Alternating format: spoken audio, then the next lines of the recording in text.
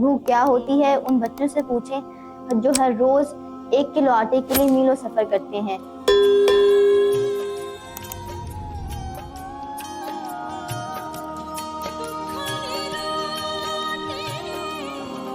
Hello. हाँ बस्तिया उधर से लेने गए थे क्या? आटा लेने गए थे। यकीन, मोहब्बत और जिम्मेदारी के साथ शऊर वेलफेयर फाउंडेशन आपकी मदद से आपकी अमानतें बलूचिस्तान के उन दूर दराज इलाकों तक पहुंचाई जहां तक रसाई मुमकिन न थी। ये वो इलाके हैं जहां वसाइल की कमी की वजह से भूख हर वक्त रक्स करती है और ना ही किसी की आवाज़ सुनी जाती है।